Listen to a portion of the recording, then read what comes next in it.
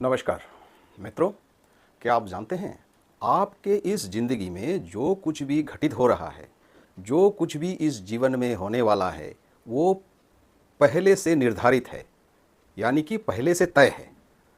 तो आप कहेंगे क्यों और इसका कारण क्या है? तो यही कारण तो आपको जानना है। जब तक आप इस कारण को नहीं जानेंगे, तब तक आप क्यों विश्वास करेंगे? और इसलिए ये कारण जो है वही बता सकते हैं, केवल और केवल वही बता सकता है जो इसको उपलब्धि किया है, जो जीवन में वो उपलब्धि किया है, चाहे वो सद्गुरु के माध्यम से हो और ज्ञान के माध्यम से हो। तो इसीलिए आप जो है, जो एक्चुअल प्रैक्टिकल है, इसके पीछे कौन सा साइंस है, इसके पीछे कौन सा जो सत्य है, उस सत्य को जाने बगैर आप ये नहीं जान सकते, इसका कारण नहीं जान सकते। और इसको जान के उसके बाद किस तरह अपने जीवन को ढालना है, ये आप नहीं कर पाएंगे। क्योंकि मैं ये जो भी बोल रहा हूँ, मैंने अपने सद्गुरु से प्राप्त की है। और वो सद्गुरु से प्राप्त किया हुआ जो परम सत्य है, कम से कम इस जीवन में जो सद्गुरु लाभ हुआ है जिसका, वो तो बहुत भाग्यशाली है। पर जो आम इंसान है, जिनको इसका कुछ भी मालूम नहीं, तो उनके लिए कम से कम इस जिंदगी का बेसिक जो नॉलेज है, बेसिक जो ज्ञान है, वो अगर मालूम हो जाए तो उनका जीवन बहुत सरल हो जाएगा। उनके जीवन में जो कुछ भी ये सब घटित हो रहा है ना, सुख दुख जो भी मतलब आ रहा है, तो उससे वो मालूम होगा कि किस लिए हो रहा है। और जब मालूम होगा तो आप उसका खोज में जाएंगे, और जब खोज में जाएंगे तब ही आपको प्राप्त होगा। क्योंकि आपके मन में ये प्रश्न आना ही पड़ेगा, क्योंकि किसी भी उत्तर के लिए प्रश्न आना बहुत जरूरी है। और इसलिए मित्रों, जो इंसान जो है, वो हर इंसान उसके जाने और अनजाने में वो उस आनंद की असल में खोज कर रहा है, उस आनंद को पाने का वो प्रयास कर रहा है, लेकिन उसको मालूम नहीं वो कहाँ मिलेगा, और इसीलिए वो विषयों में खोजता है। और दोस्तों, मैं आगे बढ़ूं, इस संदर्भ में आपका इसका कारण भी बताऊंगा, और आपको बहुत सरल सीधे तरीके से बिल्कुल प्रैक्टिकल, इसके पीछे क्या साइंस है, क्या थ्योरी है, क्या प्रैक्टिकल है, वो भी मैं बताऊंगा। लेकिन आगे बढ़ने से पहले आप अगर इस चैनल में नए हैं तो ज़रूर सब्सक्राइब कर लीजिए, क्योंकि ये परस सत्य जब तक आप नहीं जानेंगे तब तक जो है आपका ज़िंदगी का ये गुत्थी जो है कभी सुलझेगा नहीं। आप बार बार जन्म लेंगे लेकिन आपको मालूम नहीं होगा। मित्रों, पिछले 2 एपिसोड में मैंने अपने जो प्राकृतिक स्वरूप जो हमारा शरीर है, इस शरीर के बारे में मैंने आपको बताया था। आप उसका रेफरेंस जरूर कर लीजिए। मैंने एपिसोड 1 और एपिसोड 2 में ये बताया था कि ये जो हमारा शरीर है, मनुष्य का शरीर, ये प्रकृति का रूप है, और इसको कहते हैं जड़ प्रकृति। और इस जड़ प्रकृति में सर्वव्यापी जो है आत्मा विराजमान है, जो चेतन रूप में है। और यही जीवात्मा जब हमारे शरीर के साथ, प्रकृति से के साथ अटैचमेंट के कारण अटैच्ड होता है, तभी इसको हम जीवात्मा कहते हैं, क्योंकि वो जीव के देह में वो रहता है।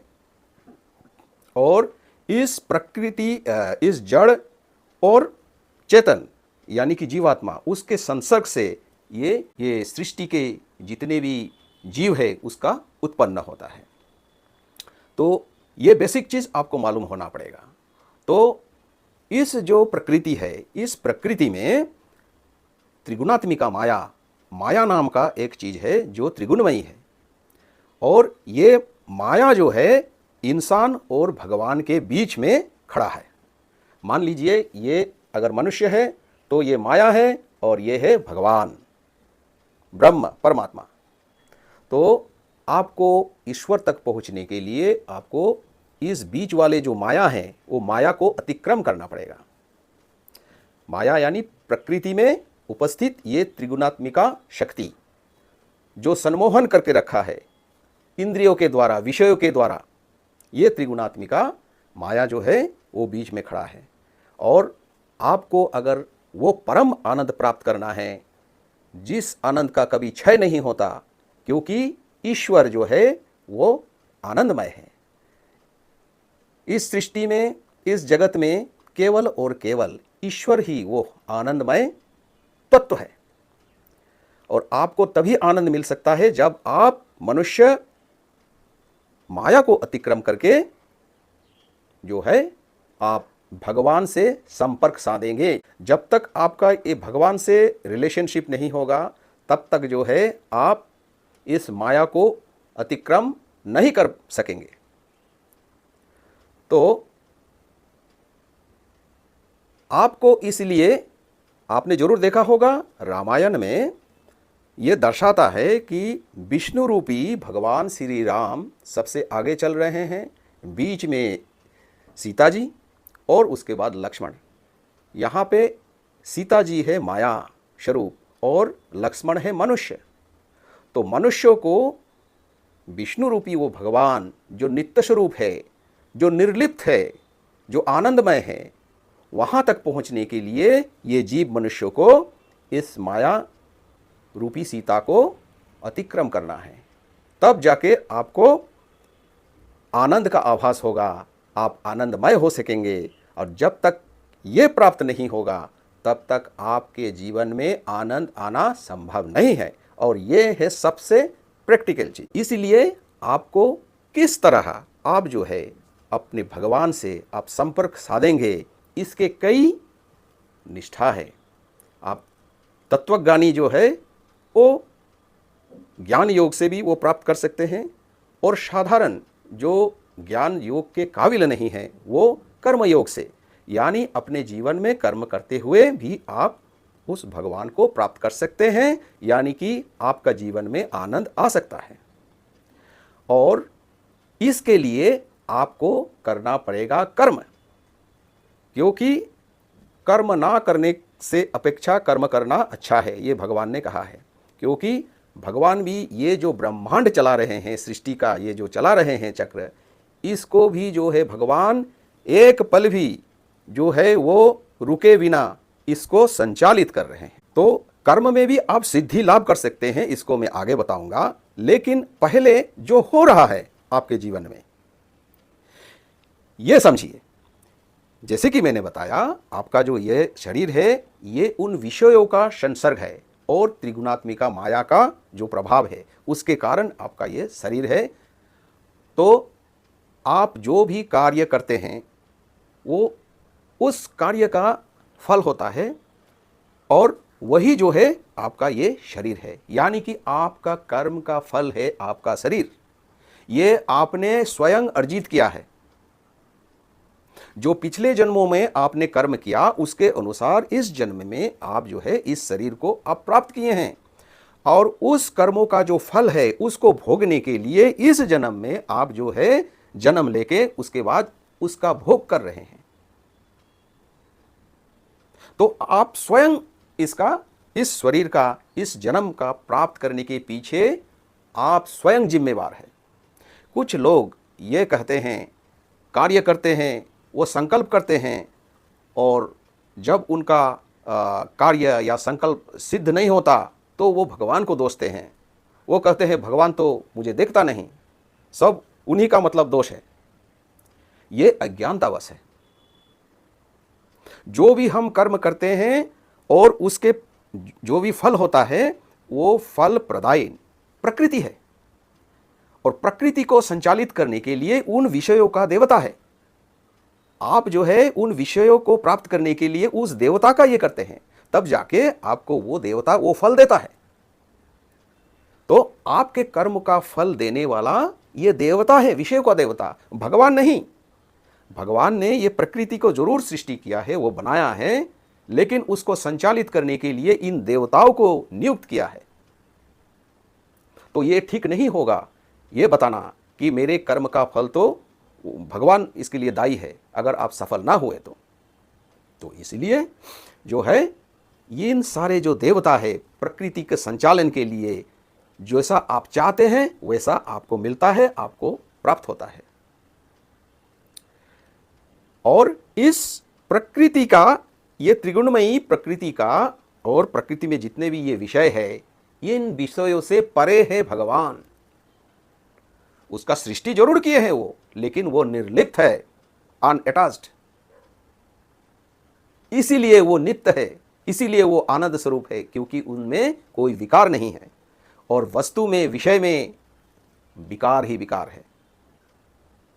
लेकिन ये संसार तो उनका सृष्टि है और उसको आप नकार नहीं सकते। एक संसार में रह के ही आपको उस परम ज्ञान को प्राप्त करना है, किस तरह वो आनंद को प्राप्त करना है वो आपको पता होना पड़ेगा। तो ये केवल तत्वज्ञानी पुरुष जो है, यानी कि उस व्यक्ति जिसने इसका अध्ययन किया, उसके बाद अपने गुरु की कृपा से उन्होंने उपलब्धि की, इनका जानकारी हासिल हुआ। जैसे आपको कोई कह देगा ये कि जो है समुद्र जो है इतना गहरा है, इसमें ये चीज़ें हैं, आप भला क्यों मानेंगे? आपको उनका कथनी से क्यों आप ये करेंगे? आप अगर सच्चे ढंग से मालूम करना है तो आपको समुद्र के भीतर का ज्ञान होना पड़ेगा। यानी कि समुद्र कितना गहराई है उसको नापने के लिए आपको जो है वो यंत्र स्थापित करना पड़ेगा और उसमें जो भी है चीज़ें, चाहे कोई साधन से हो या स्वयं डुबकी लगाकर आपको पता करना पड़ेगा। तभी वो आप जो है साक्षात रूप से जो प्रैक्टिकली आपको ये मालूम होगा कि हाँ ये चीज़ है, तब आप जो है वो आपका अनुभव जो है, उपलब्धि जो है वो सत्य को बताएगा, ना कि किसी के कह देने से। इसीलिए ये जो परम ज्ञान है, जब तक आप नहीं जानेंगे तब तक आपके जीवन में ये कष्ट और विपत्तियाँ और जीवन में जितना भी ये विकार पैदा होता है उससे आप छुटकारा नहीं पाएंगे। तो आपने ये तो जान लिया कि ये प्रकृति का क्या संपर्क है आपसे और कैसे आप प्रकृति में होते हुए, क्योंकि संसार तो भगवान का देन है, आप बिना, ये संसार के बाहर कोई नहीं है, संसार में रह के ही आपको वो चीज़ हासिल करना है और इसके लिए आपको जो करना है वो साधन अख्तियार करना है। किस तरह आप उस आनंद तक पहुँचेंगे, उस नित्य स्वरूप तक पहुँचेंगे, उस भगवान तक पहुँचेंगे जो आपको कभी दुख नहीं देता। आपने अपने जीवन में तो विषयों का अंबार लगा दिया, आपने बहुत कुछ कर लिया, धन कमा लिया, परिवार सब कुछ कर लिया, लेकिन आपका स्वयं का ही जीवन का कोई गारंटी नहीं है। किस पल आपको ये शरीर छोड़ के जाना पड़ेगा और अगले जन्म में क्या होगा। तो इसीलिए ये जो विषयों का उपलब्धि है, ये तो आपको इंद्रियां सुख दे सकता है, अपने इंद्रियों का प्लेजर दे सकता है। It can provide you pleasures but it will not last long. ये आपको क्षणस्थायी होता है, कुछ देर के लिए आपको तो वो इंद्रियां सुख देगा, लेकिन वो परम सुख, परम आनंद इन विषयों में नहीं है, जो भगवान में है, जो नित्य स्वरूप है। और आपके भीतर जो जीवात्मा है वही आत्मा है, वही परमात्मा है, वही भगवान है। आपको उन तक पहुंचना है, वो आपके इतने निकट है, आपका थोड़ा सा ज्ञान जो है उनको आपको उन तक पहुंचा सकता है और अज्ञानियों के बहुत दूर। इसीलिए भगवान ने कहा है ज्ञानी तत्मैव मे मतम। गीता में भगवान ने कहा है कि जो ज्ञानी है वो मेरे आत्मा है, यानी ज्ञान ही आत्मा है, परमात्मा है, भगवान है। उस ज्ञान को तो जानना है। तो आप कैसे साधन करेंगे? ज्ञान योगी तो ज्ञान योग से कर लेंगे, और जो कर्म योगी है, और इस कलियुग में कर्म योग को अपनाना ही सबसे बुद्धिमानी है। यह भगवान ने भी गीता में कहा है, क्योंकि वो क्लेशपूर्ण नहीं है। ज्ञान योगी को क्लेशपूर्ण हो सकता है, लेकिन कर्म योगी के जो योग है, जिस कर्म के माध्यम से किस तक, कैसे भगवान तक पहुंचना है, कैसे उसका ज्ञान प्राप्त करना है, ये जो बहुत सहज और सरल उपाय है कर्मयोग। तो कर्म कैसे करें, यही तो बात है, इसी में छुपा हुआ है राज। आपका कर्म कैसा हो। कर्म दो तरह के होते हैं, सकाम कर्म और निष्काम कर्म। जो आप अपने लिए कर्म करेंगे, आपका उसमें राग होगा, यानी कि विषयों का अटैचमेंट होगा, यानी अपने लिए, वो उसको स्वकाम कर्म कहते हैं। और स्वकाम कर्म का जो फल है वो होता है दुख। और दूसरे तरह का कर्म है जो है निष्काम कर्म। यानी आप अपने जीवन के लिए जो चाहिए उसके लिए तो कीजिए, लेकिन बिना आसक्ति के, अपने हित के लिए नहीं। आप कर्म करेंगे तो उसका फल तो निर्धारित है, वो तो आप बिना मांगे भी मिलेगा आपको। लेकिन जब आपका कर्म निष्काम हो, यानी अपने लिए नहीं, ये जो प्रकृति भगवान ने सृष्टि किया है, आप अगर उसमें योगदान करते हैं, ये जो एक परम यज्ञ चल रहा है, उस यज्ञ में आप सम्मिलित है, आप वहाँ का पार्ट है, और आप जो है ये प्रकृति के नियम से चल रहा है, ऐसे मान के आप अगर कर्म करते हैं और आपका कर्म निष्काम हो, तो आपका कर्म से फल नहीं होगा। क्योंकि कर्म से फल होगा तो भोगने के लिए आपको पुनर्जन्म लेना पड़ेगा, फिर से जन्म लेना पड़ेगा। अगर उस कर्म का फल ना हो तो आप कोई कारण नहीं बचता, आपको फिर जन्म लेना पड़े, क्योंकि भोगने वाला तो कोई नहीं होगा। इस तरह जो है आप निष्काम कर्म करते करते जो है एक समय आएगा, आप जो है भगवान से इतना आप संपर्क साध लेंगे, आपकी भक्ति से, निष्ठा से और इस विश्वास से कि वे क्या कहते हैं गीता में, दैवी हेषा गुणमयी मम माया दुरत्वया मामे वैजे प्रपद्यन्ते माया में तंग तरंती ते। भगवान ने अर्जुन के कहने पर कि ये माया को अतिक्रम करना तो सहज नहीं है, तो उत्तर में भगवान ने बताया, जो प्रयास करता है, जो चाहता है, अवश्य ये माया दुरत्वया है, उसको अतिक्रम करना सहज नहीं है। पर जो इसे अतिक्रम करना चाहता है, मैं इस माया रूपी संसार से मैं उनको उद्धार कर लेता हूं, उस मायामय संसार से मैं उसको पार लगा देता हूं, उसको क्रॉस करा देता हूं और मैं खींच लेता हूं। माया में तंग तरंती ते, मैं उस भगवासर से तैर करके उसको पार करा देता हूं एक हाथ से। क्योंकि ईश्वर भगवान ब्रह्म सर्वशक्तिमान है, उनके इशारे से ही सारा ये जगत सृष्टि चल रहा है, ये ब्रह्मांड चल रहा है, कितना बड़ा ये कार्य हो रहा है। तो इसीलिए आप भी अगर चाहते हैं कि आपके जीवन में वो परम आनंद आए, आपके सारे जीवन का जो ये विकारे हैं ये दूर हो, आप भगवान के साथ संपर्क करके आप इतने पास हो जाइए ये संसार में रहते हुए ही कि आपका जीवन जो है वो आनंदमय होगा, और आपके सारे दुख, आपके सारे परेशानियां और आपके सारे जीवन में जो भी मतलब निगेटिव चीज़ है वो दूर होते जाएंगे। एक दिन आपको आगे मैं बताऊंगा किस तरह आपका ये यात्रा और आगे करना है। अंत में वीडियो को अच्छा लगा तो आप ज़रूर कमेंट बॉक्स में ये कमेंट दीजिएगा और सवाल भी कीजिएगा। मैं भरपूर प्रयास करूंगा कि आपका प्रश्न का सटीक जवाब दे सकूं अगले एपिसोड में भी। मैं विदा लेता हूं आपसे। नमस्कार।